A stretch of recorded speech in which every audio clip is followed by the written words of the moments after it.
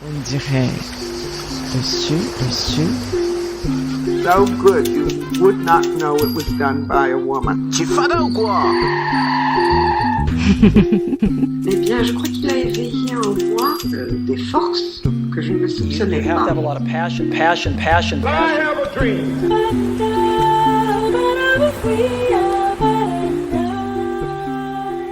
Nous pouvons tous être des acteurs du changement. Je suis Mia Batman et vous écoutez On dirait le Sud, un podcast qui part à la rencontre des entrepreneurs, artistes, sportifs du sud de la France, mais pas seulement.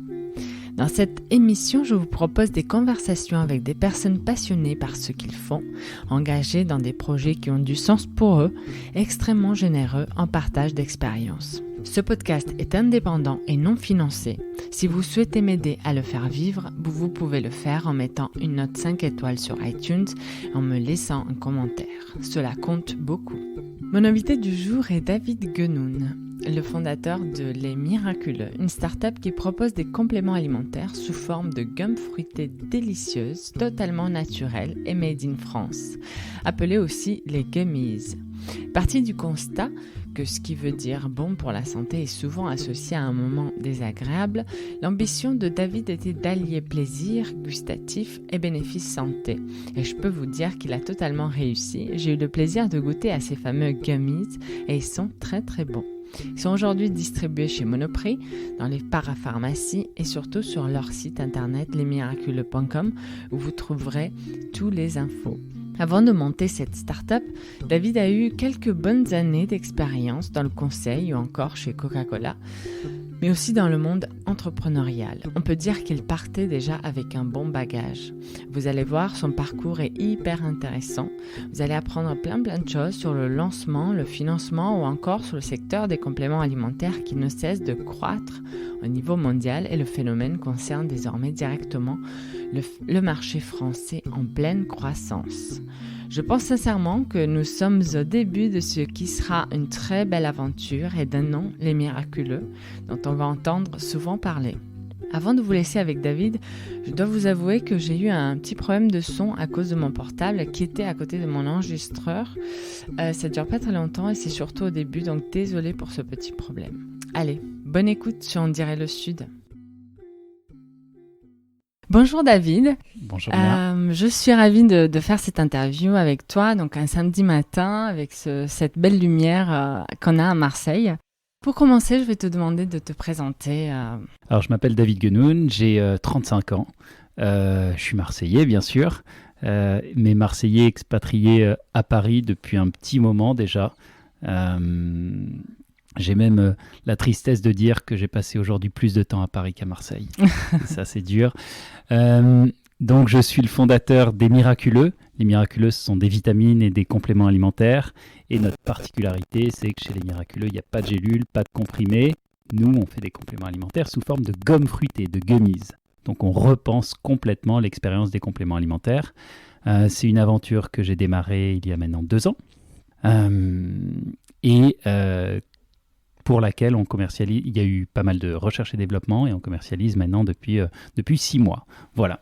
Ok, très bien. On va certainement revenir sur Les Miraculeux, même on va s'y attarder un peu plus longtemps. J'avais écouté une interview où tu disais « Je suis un Marseillais qui vit à Paris » et que tu espérais peut-être redescendre un jour sur Marseille. Marseille ne t'a jamais vraiment quitté ?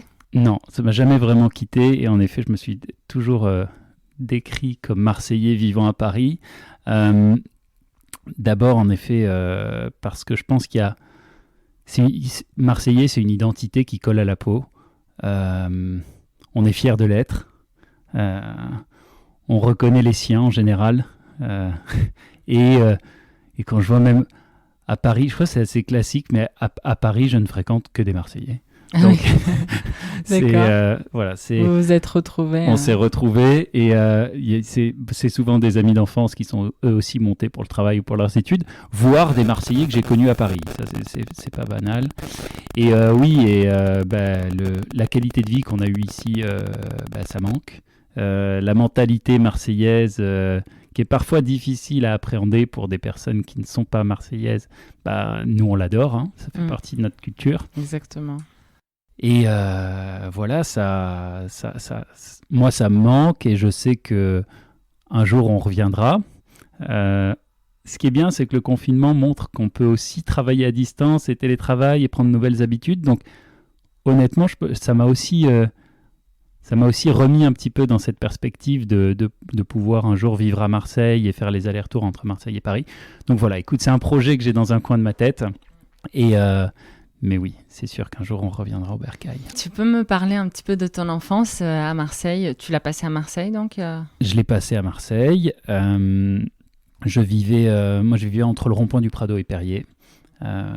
Donc pour les auditeurs qui ne savent pas, c'est très près de la mer. C'est assez près de la mer, ouais. C'est assez près de la mer. Quartier très sympa. J'ai fait mon école pour les gens qui connaissent le quartier à Jean-Mermoz. Qui est l'école publique du quartier.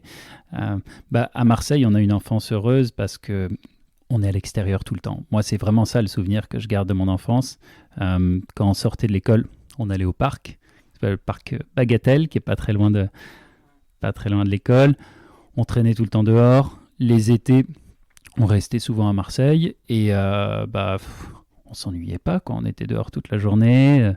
Un peu à la plage, on traînait dehors. Et voilà, c'est surtout le souvenir que j'en ai, c'est une enfance passée à l'extérieur, à courir partout. Quel style d'éducation tu as eu? Oui, une éducation assez classique. Dans ma famille, on était plutôt santé et médical. Moi, mon père est médecin, ma mère biologiste, travaillait à la sécurité sociale, donc on a toujours baigné dans un environnement de santé. Donc peut-être que j'aurais dû au départ m'orienter vers la médecine. Mais c'est peut-être aussi pour ça que finalement aujourd'hui, même dans mes projets entrepreneuriaux, je tourne autour de cette problématique de santé qui m'habite certainement du fait de mon enfance. Donc moi j'ai baigné dans cet univers-là. Dans un univers médical, du soin. Mais moi, j'avais envie de faire du business. J'avais envie de faire du commerce. Ça, c'était vraiment mon truc. J'avais mon grand-père et ma grand-mère qui tenaient une papeterie. Où ils vendaient les stylos, les fournitures scolaires, etc. À chaque rentrée des classes, ma passion, c'était d'aller les aider à la papeterie. Donc, dès que j'ai eu l'âge et la possibilité de le faire, j'étais dans les rayons, je servais les cahiers, les stylos. J'adorais avoir la liste scolaire et remplir le panier des personnes qui venaient ensuite chercher leur fourniture scolaire. Dès que j'ai pu passer à la caisse, ça me passionnait d'encaisser les gens. Donc voilà, moi j'ai eu toujours cette volonté de faire du business. Et c'est plutôt du coup du côté de mes grands-parents que j'ai pris cet héritage. Très bien. Et donc, tu pars à Paris pour tes études supérieures. Oui. Tu peux nous raconter un petit peu? Tu fais une prépa, tu intègres donc HEC. Oui, c'est ça. J'étais au lycée. J'ai fait mon collège à Monticelli, donc dans le quartier aussi. Et après, pour le lycée, je suis parti à Thiers. Qui a la réputation à Marseille d'être un lycée où il faut aller parce que les cours sont bons, etc. Donc voilà, moi je voulais pas quitter le quartier, je voulais rester avec mes copains. On m'a un peu forcé, mais finalement je regrette pas parce que c'est un bon lycée et ça m'a permis ensuite de commencer une prépa. Toujours avec la fibre commerciale. Donc moi c'était pas J'aimais bien les maths, mais maths sup, maths spé, c'était pas ma tasse de thé. Littéraire, alors encore moins, ça j'étais nul. Donc du coup, je me suis orienté vers les études de commerce. J'ai fait ma prépa HEC à Paris. Et ensuite, ça a été un peu laborieux. Il y en a pour qui ça dure 2 ans et ça se passe bien. Moi, ça a duré 3 ans et ça s'est mal passé, mais voilà, j'ai beaucoup travaillé, certainement beaucoup plus que les personnes qui étaient en prépa avec moi. J'avais certainement un gap un peu plus important à rattraper, mais au final, je me suis retrouvé au bout de 3 ans à HEC et donc à continuer mes études ensuite Qu'est-ce à que Paris. tu en retiens de cette formation, enfin de la prépa et ensuite de l'école de commerce qui a quand même la meilleure réputation en France et puis à l'étranger aussi? Oui, la prépa et l'école, c'était vraiment deux mondes. C'était vraiment deux mondes très très différents. La prépa, c'est extrêmement studieux, extrêmement normé. Franchement, il n'y a pas beaucoup de place à la créativité. Il y a des cours qui sont les mêmes depuis des années. Il faut apprendre quasiment par cœur. Tu fais les fiches, tu passes ce qu'on appelle des colles. Donc, tu te retrouves face à un examinateur, face à un prof, pendant 30 minutes sur une thématique que tu dois explorer. Il faut que tu saches tout sur tous les sujets. Voilà. C'est vraiment très, très intense. Moi, à cette époque, pour te dire, j'avais un rythme qui est assez particulier. Je me levais à 5 heures le matin. Je travaillais de 5h30 jusqu'à à peu près 7h30 avant d'aller en cours. Et ensuite, quand il y avait les pauses déjeuner, les pauses machin, je retravaillais. Et peut-être que je passais 30 minutes dans la journée sans travailler. Mais c'était à peu près tout. Donc voilà, c'est une période où tu es vraiment déconnecté du monde extérieur et où tu te focalises sur tes études. Alors après, c'est le cas aussi dans les études de médecine et quand tu passes le barreau d'avocat ou dans plein de domaines. Mais disons que ce qui est intéressant avec ces études aussi de prépa HEC, c'est que en termes de productivité, c'est pas mal parce que tu passes 2-3 ans comme ça, mais après, tu es tranquille. Et ça, c'était la grosse différence entre la prépa et l'école, c'est que tu arrives en école et là, tu te rends compte que c'est light, franchement. Oui, mais du coup, tu as peut-être d'autres sujets, justement, plus sur la créativité, plus sur la... Alors voilà, effectivement, tu as plus de temps. Je me rappelle, on avait... Comme je te dis, je travaillais 15 heures par jour en prépa. Là, j'arrive, on a cours de 8h à 11h. 4 jours par semaine. Et le reste du temps, tu fais quoi ? C'est un peu à toi de voir, quoi. Donc, il y en a beaucoup qui reprennent d'autres études en parallèle. Ça, c'est assez marrant. C'est un réflexe de gens qui... Il n'y a pas assez à bosser, quoi. Ouais, voilà.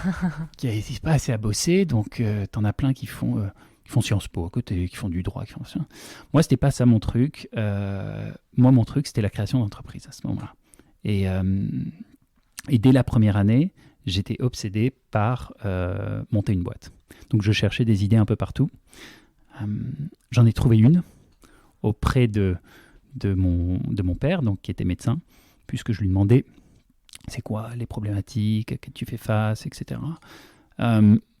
C'était des problématiques assez techniques, parce qu'il est cardiologue, si tu veux, donc donc il m'a orienté sur la voie d'une difficulté que les cardiologues avaient à suivre les patients qui étaient implantés de dispositifs cardiaques, parce que, en gros, les réglages, etc., étaient très précis et c'était écrit sur un bout de papier que le patient n'avait jamais avec lui.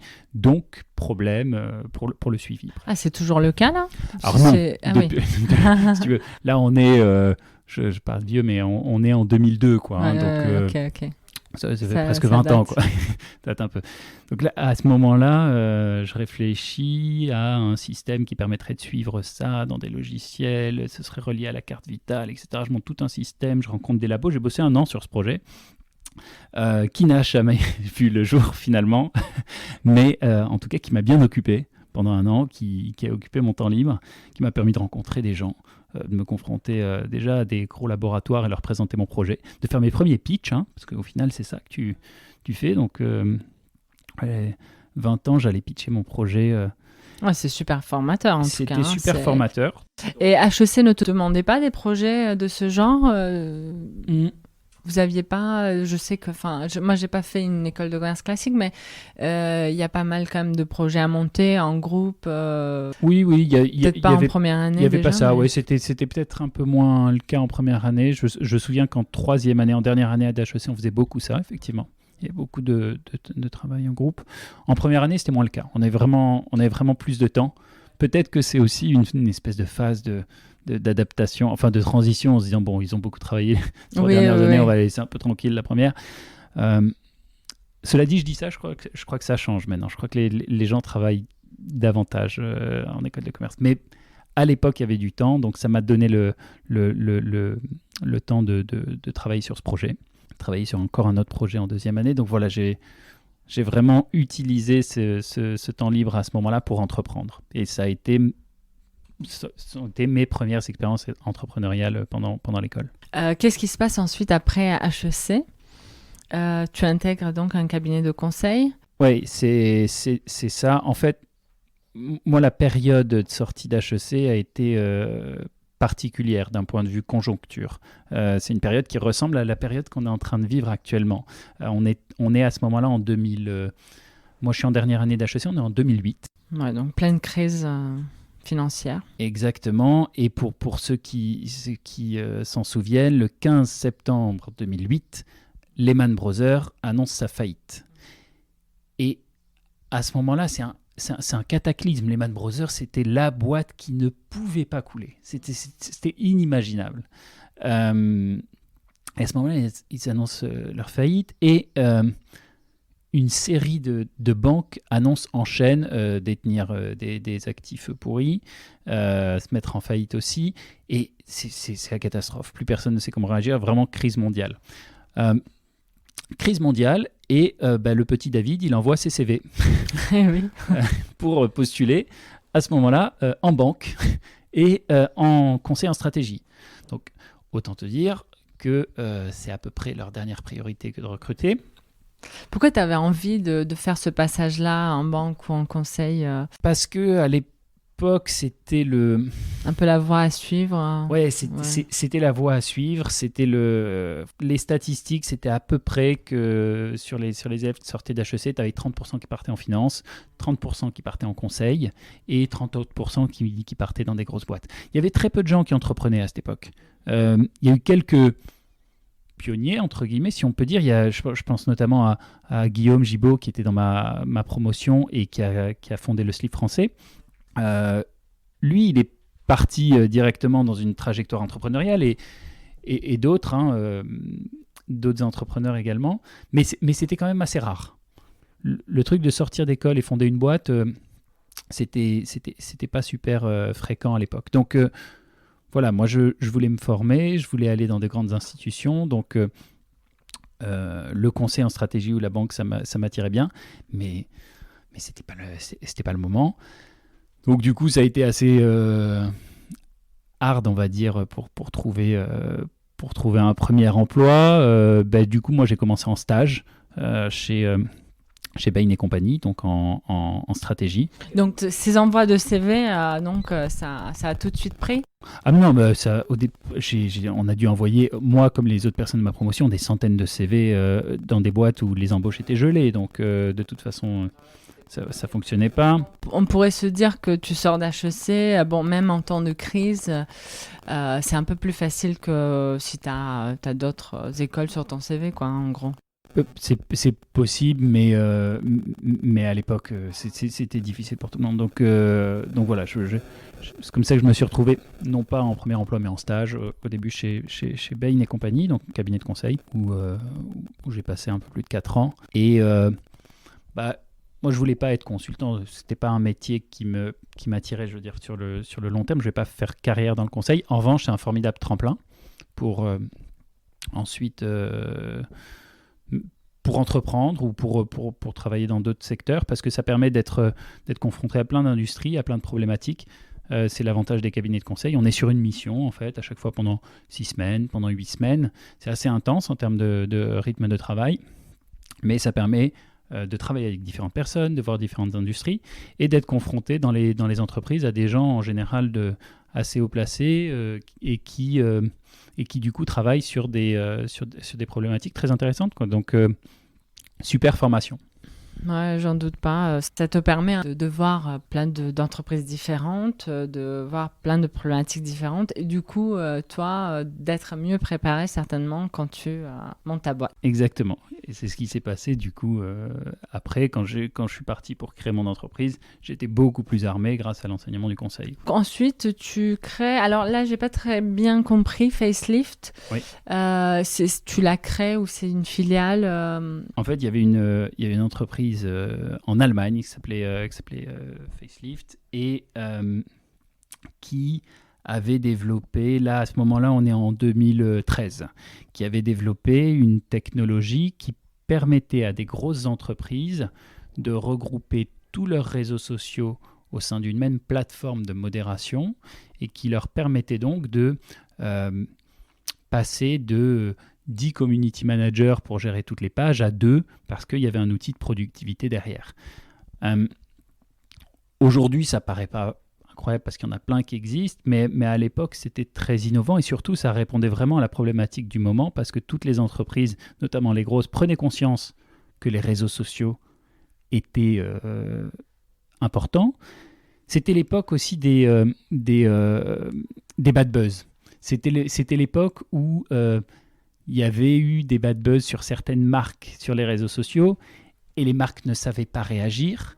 Donc, ça avait pris de l'ampleur et c'est là où toutes les grandes enseignes, les grandes marques commençaient un peu à avoir peur parce qu'ils disaient « Mais on a construit depuis des dizaines d'années, depuis des centaines d'années, voire parfois une réputation de marque, et on est capable de faire détruire tout ça, de perdre tout ça à cause d'un hater sur les réseaux sociaux et le truc va grossir. » Donc, un peu peur à tout le monde, donc tout le monde dit « Oula, ces réseaux sociaux, il faut les maîtriser, mais comment je le fais ? Je fais avec une agence, je le fais avec... » Bref. Donc cette boîte en Allemagne avait construit cette techno, cette plateforme, et fonctionnait très bien. En France, je rencontre mon futur associé mon ex-futur, t'as compris, c'est la personne à qui j'étais associé à ce moment-là, et on se dit, bah tiens, en France, il n'y a pas ça. Donc, on va développer ça en France. On en parle aux Allemands qui nous disent, nous, la France, c'est pas un marché qui nous intéresse forcément. Mais si vous voulez, vous créez votre structure indépendante de la nôtre. Et vous pouvez utiliser notre techno et vous nous versez des royalties, quoi. Voilà. Donc, on met en place ce type d'accord. Et donc, en fait, on se retrouve... Didier Fredenucci, c'est le nom de mon associé, et moi-même dans cette aventure à développer Facelift France, tous les deux au départ, à partir de rien. On cherche nos clients, vraiment gros développement commercial, on va taper à toutes les portes. Voilà. Et en fait, ça prend vachement bien en France. Et on rencontre des boîtes comme TF1, comme Nexity, comme les chambres de commerce, etc., qui ont vraiment besoin de la techno, qui l'adoptent, qui trouvent la plateforme super. Donc le développement commercial se fait très vite la première année. Et au bout d'un an, du coup, les Allemands deviennent un peu plus intéressés par la France. D'autant plus qu'ils venaient de faire une grosse levée de fonds en Allemagne pour leur boîte et proposent de nous racheter la structure, ce qu'ils font, du coup. Ils rachètent donc entièrement ? Vous gardez des parts Oui, ils rachètent la structure entièrement, mais dans le but d'y investir de l'argent et de développer ensuite Facelift en France de manière plus massive. Et c'est ce qui s'est passé. Parce qu'aujourd'hui, Facelift en France existe toujours.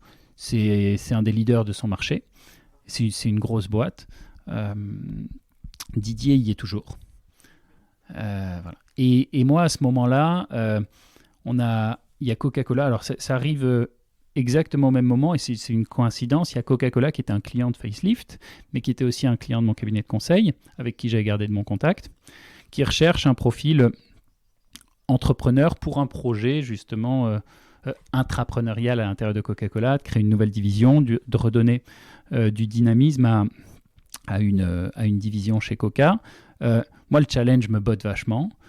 Ça correspond à une période de transition dans ma carrière professionnelle. Donc, je me dis, allez, tiens, c'est parti. Donc, nouveau départ de l'entrepreneuriat à l'intrapreneuriat dans un grand groupe qui est Coca-Cola et pour lequel j'avais beaucoup d'attachement. Moi, j'adore la culture de Coca-Cola, l'engagement et j'avais rencontré des personnes chez eux. C'est vraiment les personnes que j'ai rencontrées qui m'ont fait aller chez Coca parce qu'il y avait vraiment un truc avec la marque qui est fort, quoi.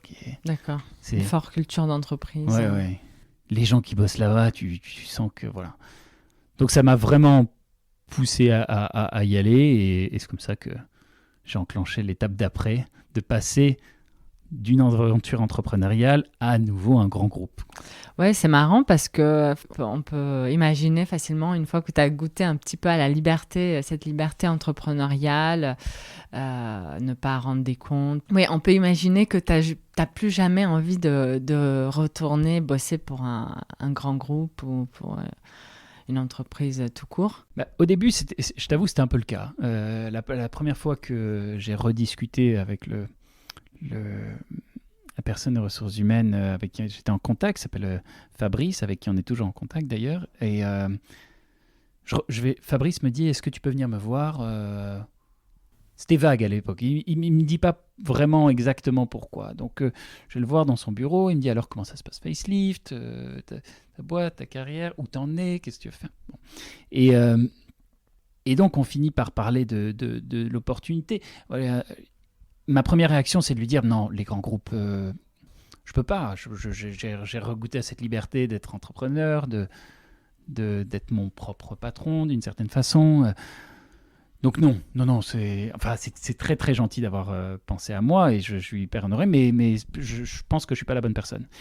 Et en fait, il y a que les cons qui changent pas d'avis, quoi. Donc il m'a dit d'accord, mais il m'a quand même fait rencontrer d'autres personnes chez Coca et il m'a parlé de la mission. Et les grands groupes, ça offre aussi d'autres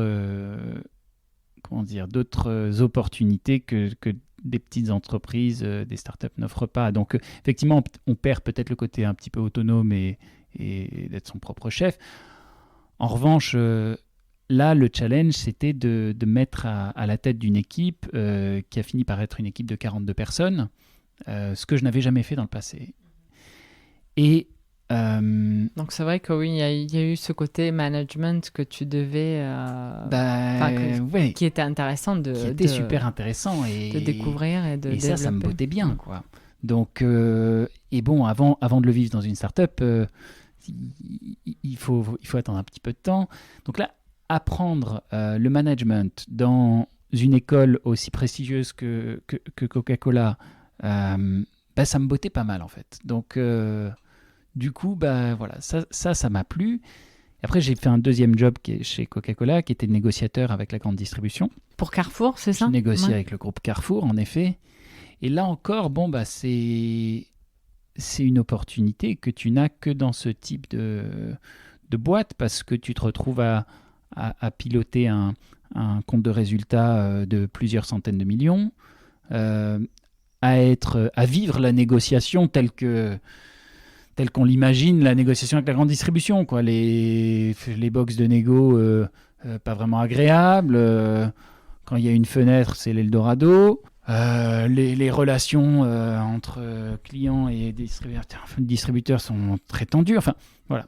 Et ça, c'est évidemment très, très riche d'enseignements et c'est très formateur et tu l'apprends dans les grands groupes. Donc, en effet, quand tu es en start-up, tu as la liberté, tu as les mains libres, tu es autonome et tu apprends à te débrouiller par toi-même. C'est très bien. Mais dans les grandes entreprises, tout n'est pas non plus à rejeter parce que tu apprends bien d'autres choses aussi. Tu as le management, tu as la possibilité de négocier des gros comptes. Donc voilà, j'ai essayé de retirer, en fait, si tu veux, à chaque fois des enseignements de l'un et de l'autre. Donc, c'est pour ça que j'ai un peu oscillé entre les deux, mais finalement, je ne regrette pas et c'est ça qui m'a construit aussi au fur et à mesure. Oui, bien sûr. Donc oui, tu apprends, tu peux dire que Coca finalement a été très formateur en termes de management, peut-être de façon de travailler aussi. Alors pourquoi tu t'en vas ? Coca, ça a été aussi le moment d'une prise de conscience sur la santé, sur la nutrition. Parce que c'est une problématique auquel tu es très souvent confronté. Le sujet de la nutrition et du sucre et tout ça, chez Coca, on en parle un peu tous les jours, quoi. Tu le ressens déjà quand tu parles de ta boîte avec ça, Coca, bon. Les clients aussi. Et bon, les modes de consommation changent. Donc, cette évolution vers plus de naturalité, vers une consommation plus engagée, plus responsable, qui se détourne aussi un peu des grandes marques et qui va vers une production plus locale.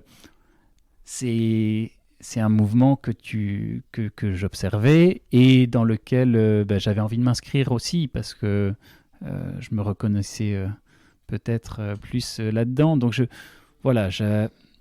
j'avais cette volonté de m'inscrire dans cette nouvelle façon de consommer.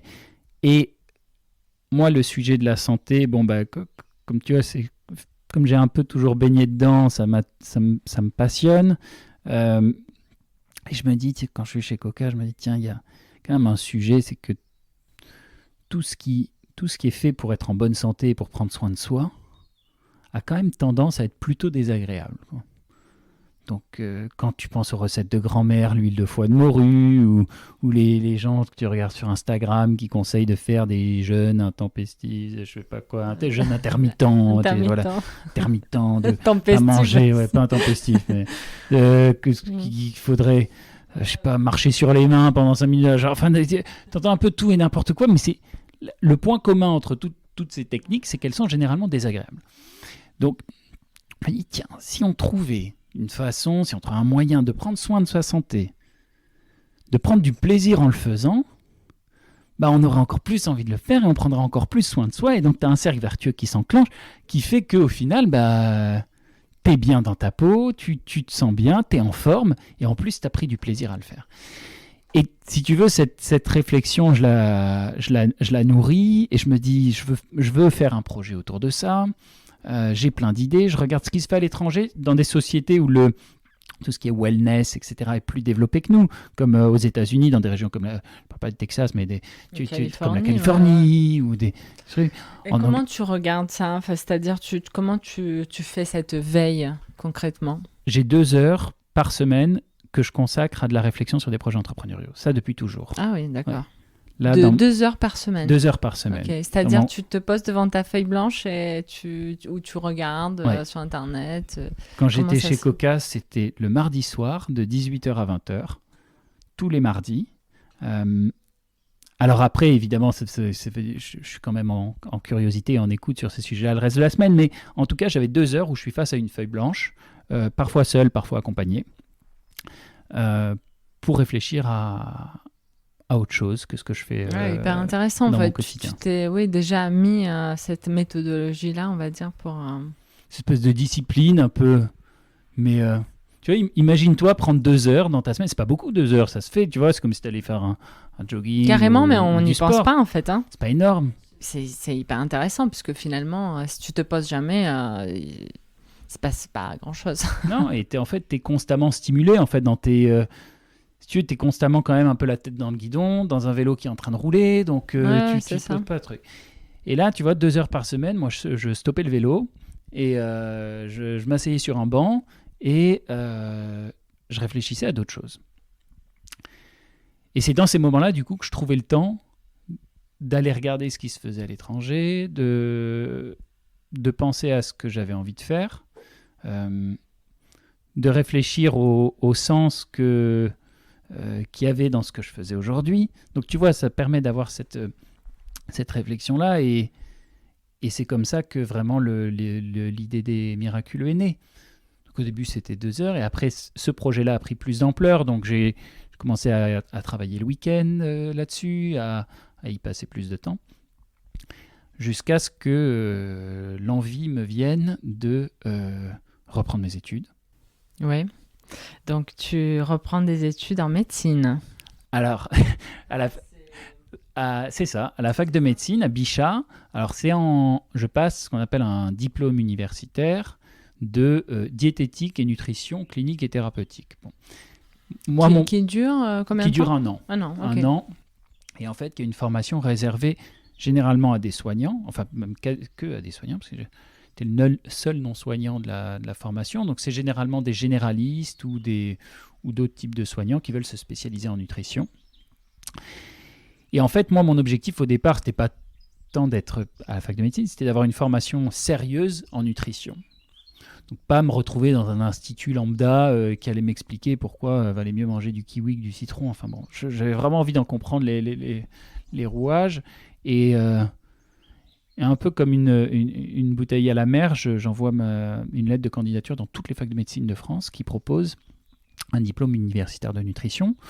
La plupart me répondent que je suis un uluberlu et que j'ai rien à faire là parce que j'ai pas de parcours là-dedans et que de toute façon je vais rien comprendre. Donc, voilà.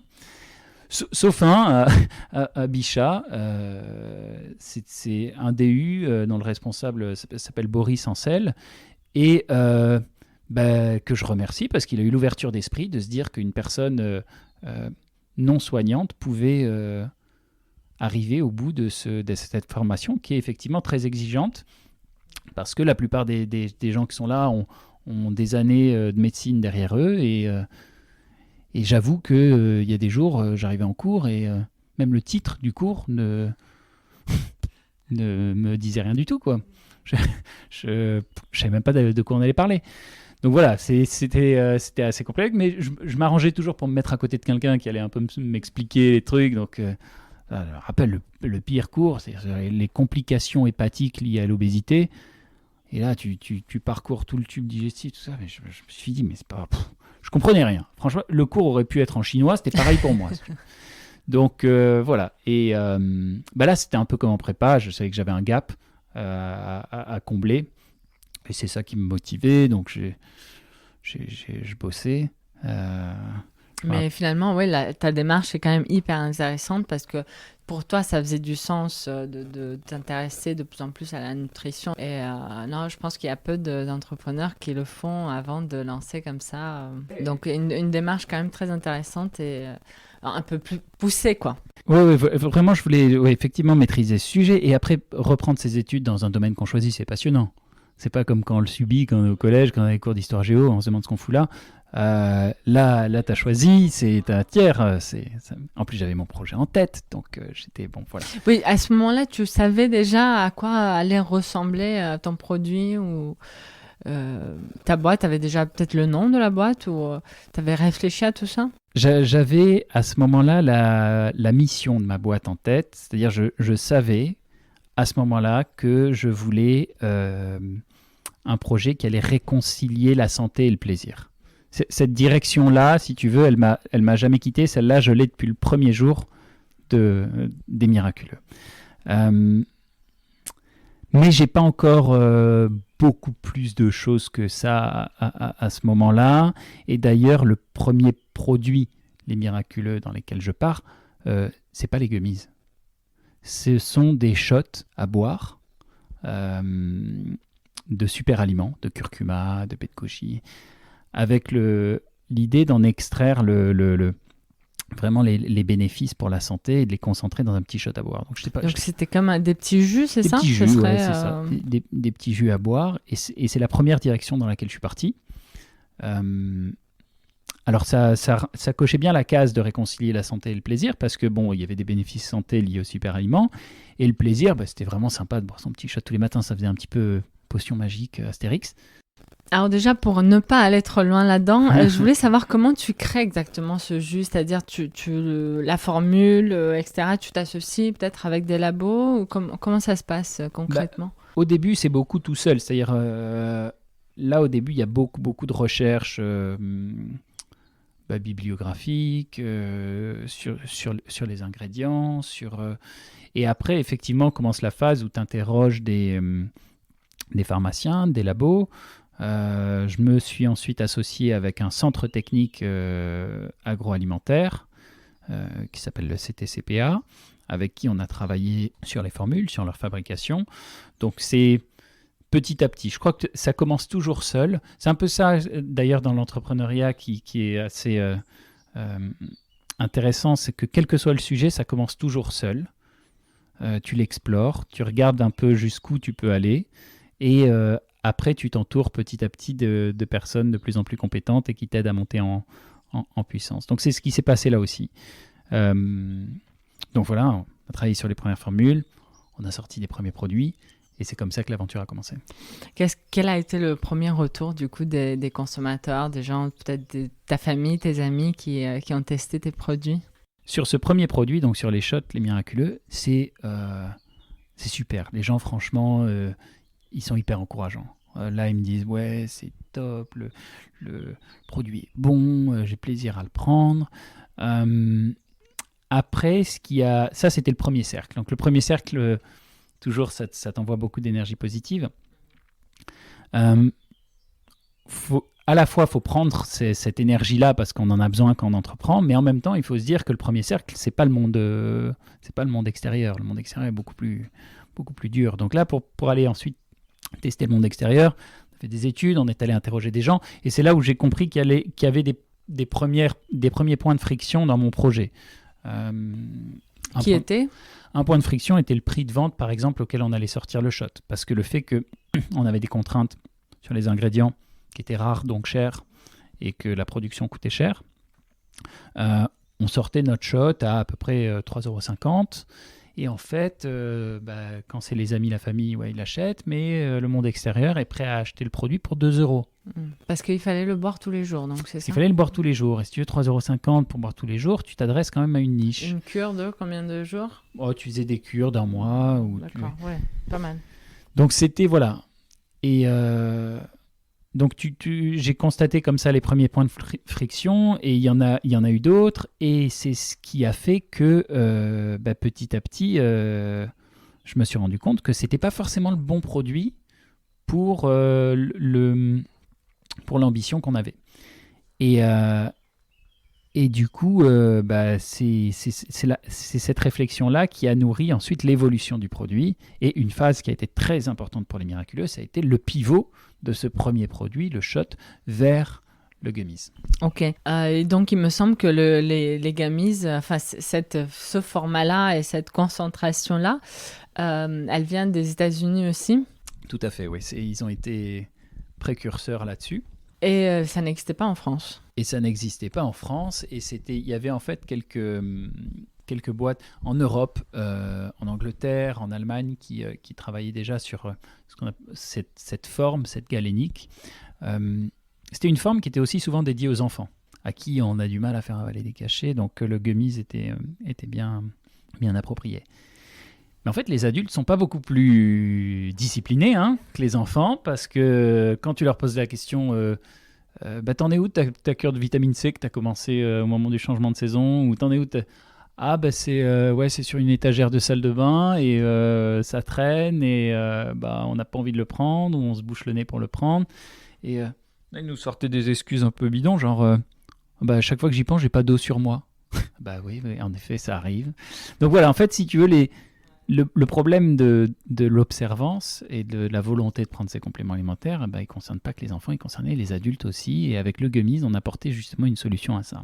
On apportait une solution en rendant l'expérience agréable et plaisante, tout simplement. On permettait aux gens de prendre leurs vitamines de façon agréable. Et c'est ce que les États-Unis avaient mis en place déjà depuis 4-5 ans que le marché aux États-Unis était développé.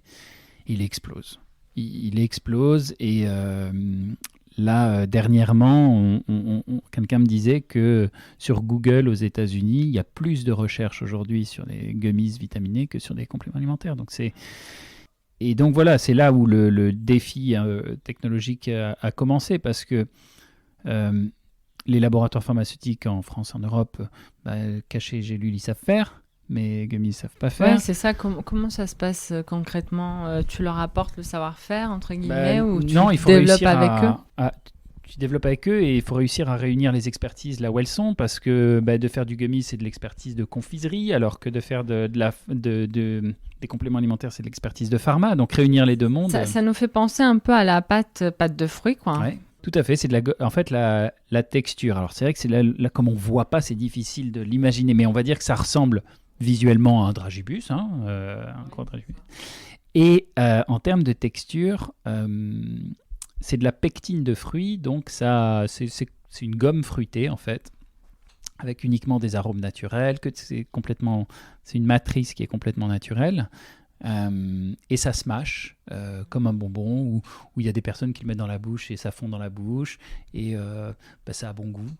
On travaille vachement là-dessus. Le niveau de sucre, il me semble qu'il est très très bas. Il y a beaucoup de personnes qui font attention au sucre, plus en plus. Est-ce que oui, c'était pas un petit peu un frein par rapport au côté sucré ? à la fois c'est un frein, mais à la fois c'est aussi ça qui fait qu'il y a le plaisir et qu'on a envie de le prendre. Donc le challenge était de rester dans un dosage qui soit acceptable. Et on utilise pour ça ce qu'on appelle des fructo-oligosaccharides. Ce sont des fibres végétales qui permettent de réduire la teneur en sucre. Et du coup, on arrive à avoir un dosage de sucre de 2 grammes de sucre pour 2 gummies. À la posologie par jour, c'est 2 gummies. Et 2 grammes de sucre, en équivalent, c'est l'équivalent d'un quartier de pomme.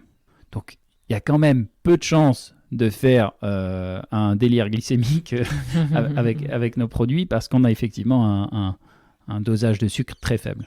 Et alors, je reviens à la posologie. Donc, tu dis 2 fois par jour, mais est-ce qu'il n'y a pas le risque, justement, qu'on en prenne plus, vu que c'est bon? C'est pour ça qu'on le dit, on le répète, on l'écrit, on le met partout, 2 par jour, parce que effectivement, il y a une posologie, comme pour tout complément alimentaire, il y a une posologie à respecter. On insiste là-dessus. Et ben c'est un petit plaisir qu'on renouvelle chaque jour et on est content de prendre ces 2 par jour. Voilà, donc faut savoir oui, être raisonnable. Être raisonnable. Après, effectivement, on s'assure quand même que les niveaux de toxicité soient pas atteints, même si une personne venait à finir la boîte, pour qu'il n'y ait pas de danger. Donc ça c'est évidemment contrôlé pour que ça ne mette pas en danger la santé des consommateurs, même s'ils venaient à finir une boîte, ce qui évidemment n'est pas recommandé. Mais je confirme, je viens de goûter donc juste avant l'interview, c'est hyper bon. Et moi qui ai déjà fait des cures, bien sûr, de compléments alimentaires, je pense que je les ai finis parce que je suis quelqu'un de assez rigoureux sur ce point-là, mais ça n'a jamais été un plaisir de les finir parce qu'il y a toujours, voilà, comme on disait, un petit goût, arrière-goût assez désagréable. Tu n'as pas envie de renouveler l'expérience. Oui. Donc voilà, je conseille à tout le monde d'aller voir sur le site internet, donc lesmiraculeux.com. Tout simplement. J'ai encore plein de questions. Pour financer, vous avez fait une campagne Ulule? Oui. Enfin, vous avez démarré avec une campagne Ulule et ensuite tu as fait une levée de fonds. C'est ça. La campagne de crowdfunding, c'était, à dire le financement, c'était une façon de financer la première production. Et c'était aussi une façon c'était notre lancement en fait. C'était une façon de se faire connaître et d'avoir nos premiers clients et de tester le marché. Parce qu'à un moment, tu as une idée, ce truc, mais est-ce que derrière tu vas avoir des clients Donc le crowdfunding, ça permet ça. Et c'était hyper intéressant de ce point de vue-là, d'avoir des premiers retours clients. Vous l'avez réussi, ce crowdfunding, puisque vous avez atteint votre objectif et même allé au-delà. Oui, effectivement, ça, c'est nous, ça a été le moment.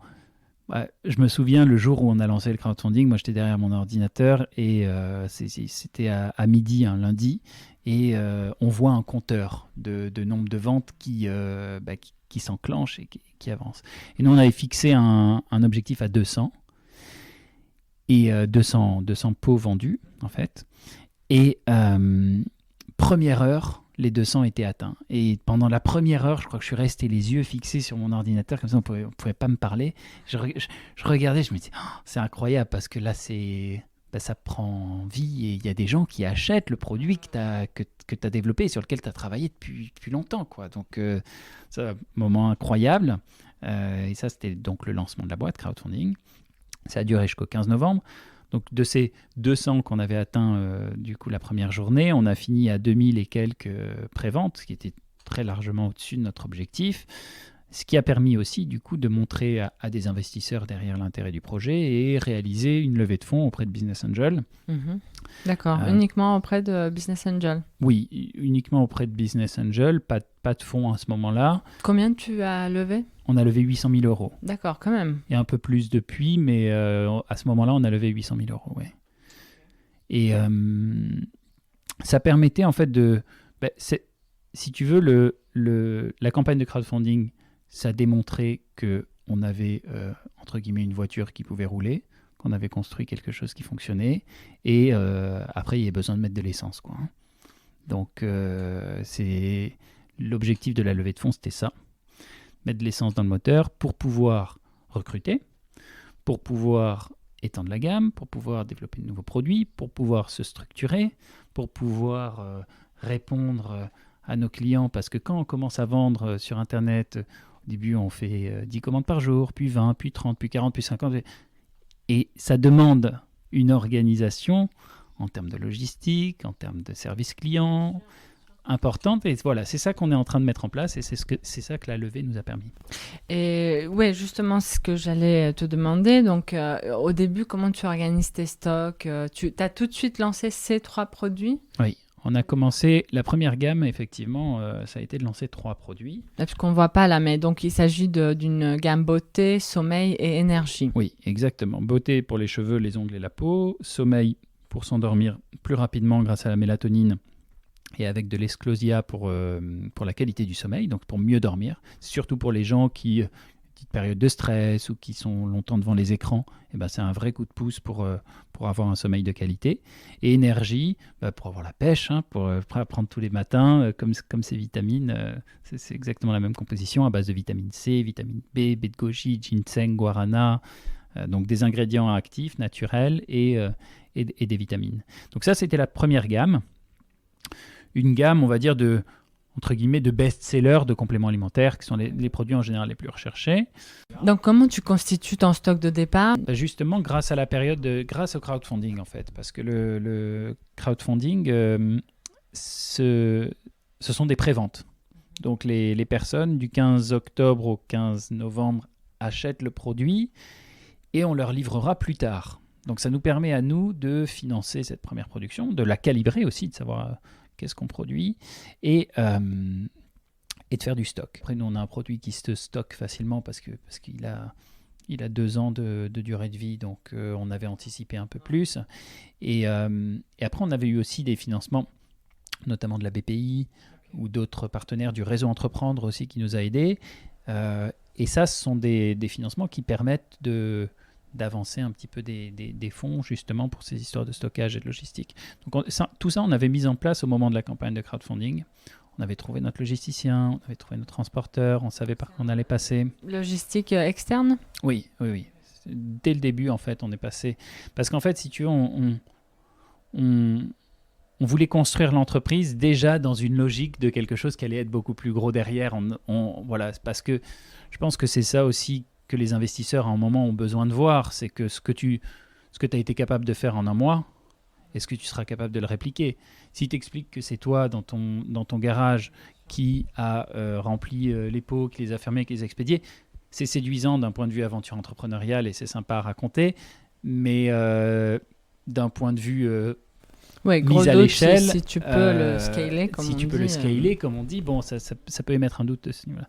Donc dès le départ, en fait, on avait construit un modèle scalable avec une logistique externalisée et c'est ça qui nous a permis ensuite de grossir. Et le logisticien avec lequel on a travaillé lors de notre campagne, quand on envoyait de petits volumes, est toujours le même que celui qu'on a aujourd'hui, alors qu'on envoie des beaucoup plus gros volumes. Mmh.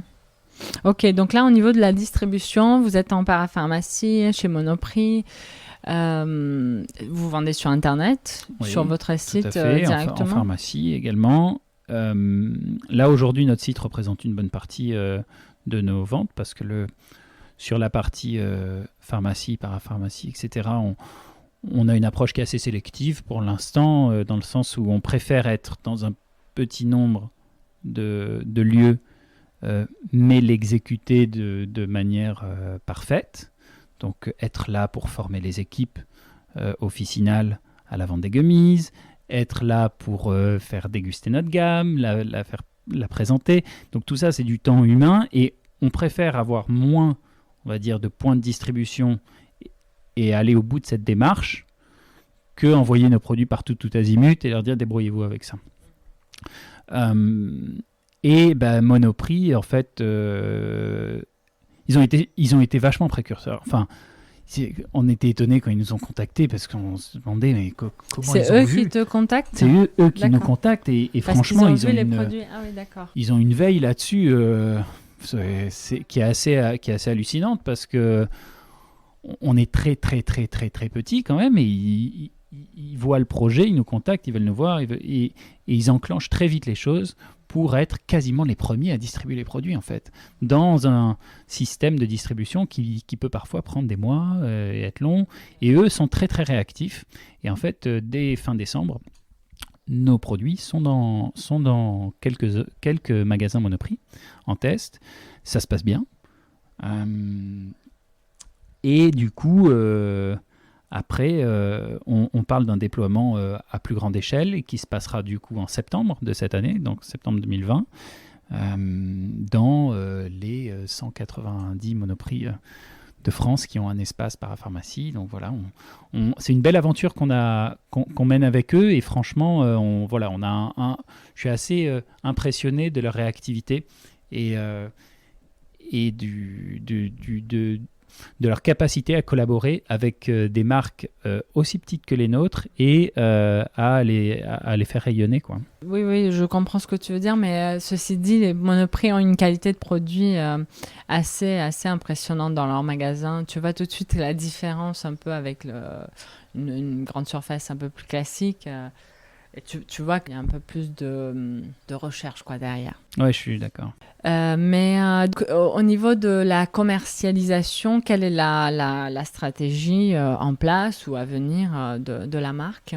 On continue de se développer en ligne. Là, actuellement, on vend beaucoup en France, mais on vend déjà dans 15 pays. Comment vous faites connaître en fait le site internet ? Donc, j'ai vu que l'Instagram a déjà pas mal d'abonnés, hein, j'en suis une.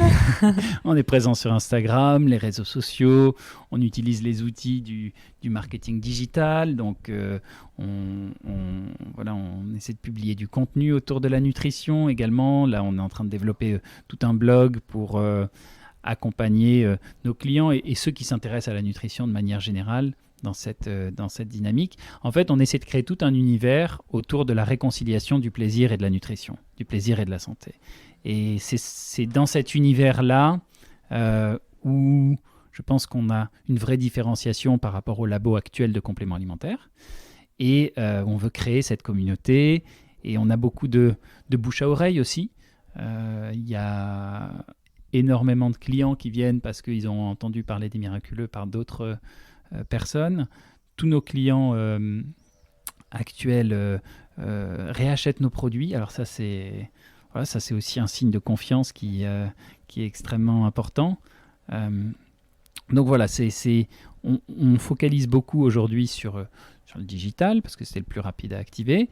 Et après, comme je te disais, sur toute la partie hors digital, sur toute la partie physique, de manière assez sélective, on est de plus en plus implanté dans différents points de vente, notamment des pharmacies. Ok, vous êtes combien de collaborateurs aujourd'hui ? Aujourd'hui, on est 10. 10, ok, déjà. Ouais, et on a doublé les effectifs pendant le confinement. Ah oui, tu as recruté pendant le confinement. Et oui, parce que c'était des embauches qu'on avait prévues et que de toute façon dont on avait besoin, donc il n'était pas question de les annuler. La seule chose, c'est que d'intégrer des collaborateurs à distance, c'est un exercice qui est assez périlleux, mais ça a l'air de bien se passer. Il y a une très bonne ambiance, une équipe qui est super jeune, super engagée et qui est passionnée par le projet. Et c'est hyper important parce que là, moi, sans l'équipe, je fais absolument rien. Je suis incapable de faire avancer le projet tout seul. Donc là, on a une vraie bonne équipe autour du projet. On continue de recruter et ça fait plaisir aussi. C'est une nouvelle aventure de chef d'entreprise qui commence et ça fait vraiment plaisir.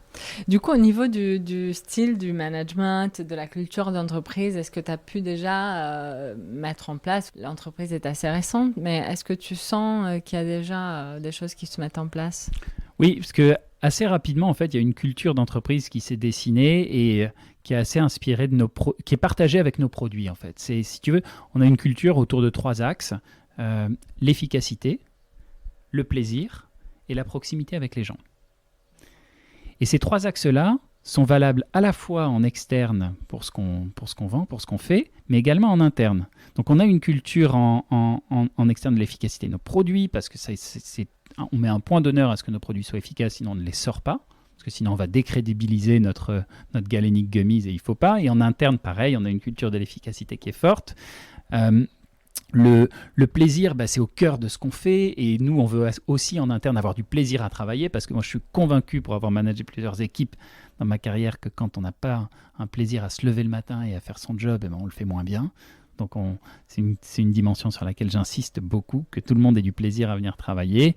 Et la proximité avec les gens, nous on veut être une marque empathique, on veut être une marque qui on rentre quand même dans l'intimité des gens avec les compléments alimentaires. Donc pareil, en culture interne, à l'écoute, empathique, et on a une culture gentille, on va dire, entre guillemets, mais c'est pas péjoratif, mais on essaye d'être une boîte dans laquelle c'est vraiment agréable de venir travailler et avoir une culture d'entreprise autour de ces 3 axes.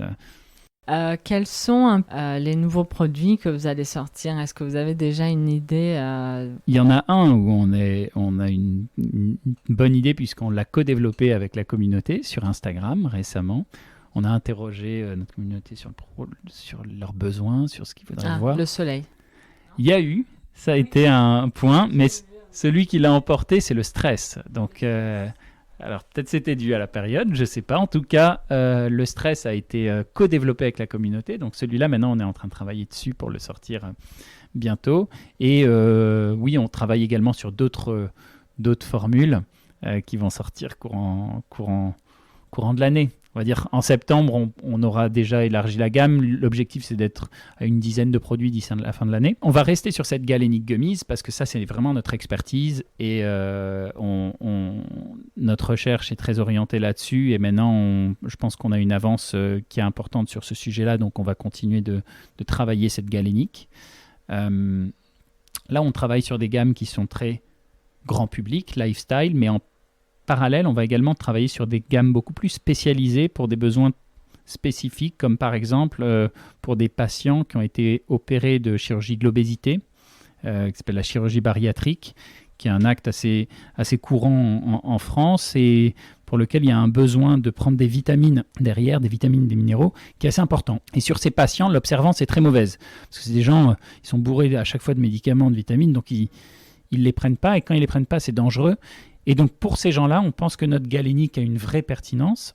Et donc, on est en train de développer une gamme qui sera une gamme beaucoup plus niche et qui correspondra à ces gens. Donc, on développe à la fois des produits grand public, mais à la fois des produits aussi spécialisés sur des niches. En Europe, j'ai vu, vous êtes un petit peu présent également. Enfin, vous vendez via votre site internet, c'est ça? Oui, tout à fait. L'objectif est de vous développer aussi à l'export, donc? Oui.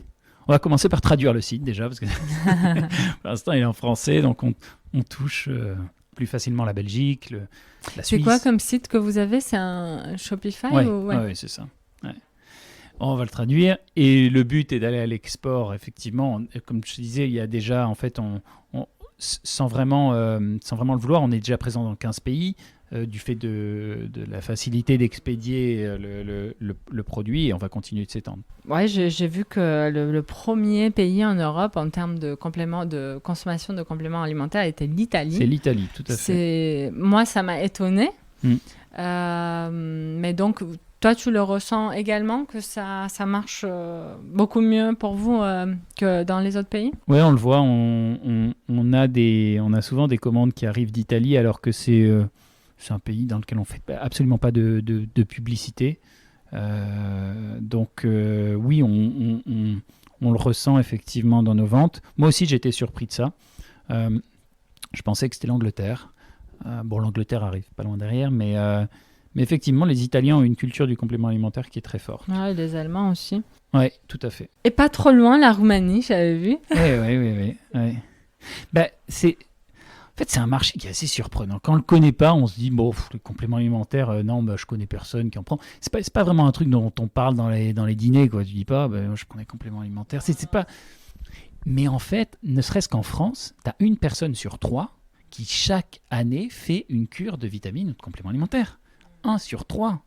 C'est un marché qui est énorme. Donc, qui est énorme, 2 milliards d'euros. Hein. 2 milliards d'euros, c'est l'équivalent du marché des eaux en bouteille en France. Donc c'est absolument énorme en termes de chiffres, mais surtout en termes de personnes, en fait, en termes de gens, c'est les compléments alimentaires, que ce soit pour les changements de saison, pour les difficultés à dormir, ou pour le stress, la digestion, c'est présent dans le quotidien des Français, c'est un produit de proximité. Les généralistes les recommandent souvent à leurs patients, les pharmaciens en prescrivent également souvent, donc c'est vraiment un produit beaucoup plus présent que ce qu'on peut penser au premier abord, dans le quotidien des gens. Il y a ce côté prévention, en fait. Tout à fait. prévention qui est le point important, qui est la prévention santé. Et c'est parce qu'on est mieux protégé une fois qu'on a effectivement renforcé ses défenses immunitaires et autres.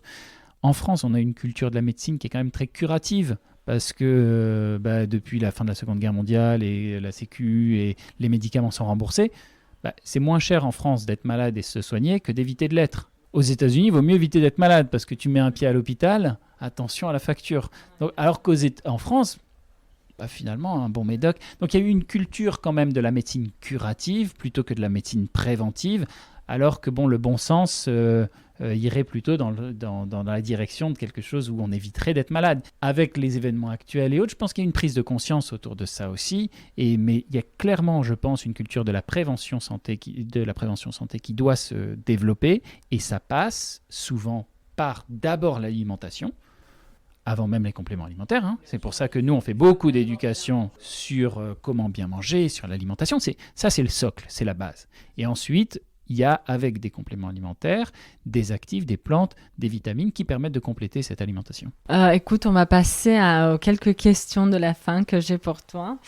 Parce que le temps passe, entre Paris et Marseille, en parlant de l'entrepreneuriat, est-ce que tu penses qu'il est plus compliqué d'entreprendre dans le sud, pas forcément à Marseille, mais dans le sud, dans les régions, qu'à Paris? Est-ce que toi, tu l'aurais monté ta boîte dans le sud C'est une bonne question. Parce qu'il y a effectivement cet écosystème qui existe, écosystème start-up qui est très, très présent à Paris. Oui. Du fait qu'il y a beaucoup d'incubateurs, etc., de VC aussi. Tout à fait. Mais est-ce que c'est cet écosystème-là qui fait émerger des boîtes ? Je ne sais pas. J'en suis pas convaincu. Disons que l'avantage de Paris, comme tu dis, c'est qu'il y a la présence de ces incubateurs, l'offre est peut-être plus nombreuse, mais au final, il y en a peut-être trop même. Et oui, tu as des événements start-up tous les soirs, tu as des concours tous les machins, mais est-ce que monter une boîte, c'est aller dans les événements start-up et faire des concours ? Ça, je crois pas. Il y a des structures locales comme les chambres de commerce, comme les réseaux Entreprendre, qui existent partout en France, qui sont des vrais supports et des vraies aides pour entreprendre, et qui sont peut-être plus efficaces que d'aller se perdre dans un écosystème. Donc, c'est une question difficile parce qu'effectivement, il y a peut-être plus de facilité à Paris, mais j'en suis pas certain en fait. Peut-être qu'entreprendre en région, avec moins d'offres, mais du coup que ce soit un peu plus qualitatif et plus ciblé, c'est intéressant aussi. Est-ce que tu aurais un petit peu des outils, des tips que tu mets en place pour t'aider à dans ton rythme d'entrepreneur, à garder le cap, à t'organiser mieux, etc. C'est à chaque fois je cherche des outils de productivité, des trucs nouveaux. Moi j'aime bien lire un peu les articles, genre les 5 outils qui vont révolutionner votre productivité, ça. Mais j'ai pas trouvé la formule magique encore. Interne déjà, qu'est-ce que vous utilisez pour communiquer ? Nous on utilise beaucoup Slack. Ça c'est un outil que tout le monde utilise et qui est, je pense, assez essentiel. On essaie de réduire le nombre d'emails. J'ai vraiment le sentiment que l'email est une nuisance. Et ça, vraiment, je le ressentais aussi dans la grande entreprise, encore plus. Le fait de... C'est un peu le doudou, quoi. Tu sais, t'as 5 minutes, plutôt que de réfléchir à un truc, tu vas aller sur tes emails et tu vas te retrouver dans un ou deux sujets, tu vas être distrait. Donc, moi, disons que mon tip, ce serait de bannir le plus possible l'email et essayer de ne pas toujours s'accrocher à ce truc-là. Bon, c'est difficile, mais... Et parfois, à la fin d'une journée, tu te dis, mais qu'est-ce que j'ai fait aujourd'hui ? J'ai passé 5 heures à traiter mes mails, mais ça devient assez absurde. Ouais. Donc, voilà, c'est réussir à contenir cette espèce de flux. Alors, il y en a qui disent que quand tu les regardes, tu te mets des plages horaires où tu regardes tes mails. Bon, pourquoi pas. Et moi, il y a un autre truc que j'essaie de faire, c'est de ne pas commencer par ça le matin, en fait. Et... je commence par réfléchir à ce que j'ai à faire dans ma journée et les sujets sur lesquels je vais avancer. Donc la première chose sur laquelle je me concentre, c'est ça. Alors que le réflexe de beaucoup d'entre nous, c'est la première chose, tu ouvres ta boîte mail et tu regardes où ça en est, quoi. Et ça, j'essaie de pas le faire et de me concentrer sur un sujet. Alors, j'imagine que tu travailles beaucoup, hein, tu me l'as déjà dit. Ça, je ne cache pas. Comment tu arrives à avoir un équilibre vie privée, travail, ou est-ce que tout se mélange pour l'instant ? C'est une phase où ça se mélange quand même beaucoup. Tu vois, là, on est samedi matin, il est 8h30, on est ensemble. Est-ce que c'est... On travaille, mais on ne travaille pas vraiment. On travaille, mais on ne travaille pas vraiment. Donc, comme voilà, les frontières sont assez floues. Je pense que dans les premières années d'entrepreneuriat, quand tu commences ta boîte, tu es à fond, quoi. T'es dedans tout le temps. C'est difficile de se dire que tu vas travailler que de telle heure à telle heure. Ton projet te passionne, t'en rêves la nuit. Quand tu prends ta douche, tu penses à ça. Quand tu manges, tu penses à ça. Surtout que tu n'as pas vraiment l'impression de travailler puisque tu adores ça, c'est ta passion. Donc, Exactement. Et ça c'est l'entourage. Pour l'entourage, c'est peut-être plus difficile à comprendre. Donc, il faut essayer en même temps, et c'est ce que j'essaye de faire, d'être présent dans les moments où t'es pas en train de travailler, c'est-à-dire quand tu es en train de dîner avec ta famille ou quand tu es au restaurant avec ta copine. Ou... Pour moi, essayer à ce moment-là, je crois, de déconnecter le cerveau pour au moins avoir de la présence effective, réelle, avec la personne ou les personnes avec qui tu es. Parce que sinon, à un moment, tu passes pour un animal qui est obsédé par sa boîte et plus personne ne veut te voir, quoi. donc oui. c'est un équilibre qui est assez difficile à trouver. En tout cas, dans un premier temps, oui. En tout cas, dans un premier temps. Est-ce qu'après, ce sera certainement plus... Voilà. Mais dans un premier temps, le travail prend beaucoup de place, clairement. Tu arrives à faire du sport, est-ce que tu arrives à avoir des activités? Déjà, tu descends pas mal à Marseille, d'après ce que j'ai compris. Oui, ça, je descends souvent à Marseille. Donc, c'est peut-être ça ton sport? c'est un peu mon sport. Et quand je vais à Marseille, première chose que je fais en général, c'est que je sors en mer. Moi, j'adore faire du bateau. Et voilà, alors ça m'arrive de faire du bateau et de prendre mon ordi à côté. et je connais, alors du coup, s'il y en a qui cherchent les coins en mer où il y a de la 4G, je les connais. Je peux renseigner. On est intéressé. Sur les spots au Frioul ou sur la Côte Bleue sur lesquels il y a la 4G. Donc j'essaye de sortir en mer. Au Frioul ou sur la côte, Côte Bleue en général. Ça m'arrive de passer des journées sur le bateau avec mon ordinateur et de travailler en mer. Et là, le cadre est incroyable et voilà, c'est ce qui me ressource le plus. Ouais. Et c'est ça la beauté du Sud, c'est que travailler en extérieur, d'avoir le soleil, et de pouvoir justement un peu s'évader le week-end. Et les alentours de Marseille sont fantastiques. Enfin bon, il y a tellement de choses à faire. Donc c'est un peu ça mon équilibre. Est-ce que tu aurais un petit peu des conseils, sans prétention bien évidemment, pour quelqu'un qui voudrait lancer son entreprise, un enseignement que tu aimerais transmettre, que toi tu as appris et qui t'a été essentiel? Un enseignement, c'est que ça paraît plus séduisant que ça l'est, et que entreprendre, c'est beaucoup, beaucoup, beaucoup de travail, beaucoup de résilience, et c'est essentiellement de l'exécution. Et il y a quelque chose autour de l'entrepreneuriat, des startups, qui est très paillette, qui est vachement sexy. On a l'impression que les mecs s'amusent tout le temps, que c'est hyper cool, tout ça. Pour le fondateur, c'est pas vrai. L'idée, c'est 5% d'un projet. Donc ça, effectivement, avoir une idée cool et tout, ça, c'est bien. 95% de la réussite de la boîte, c'est l'exécution derrière.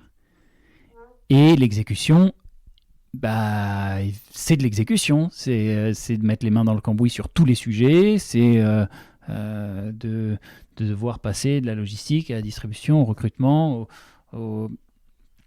Et voilà, faut en avoir conscience. Moi, je le dis aussi à toutes les personnes que je recrute.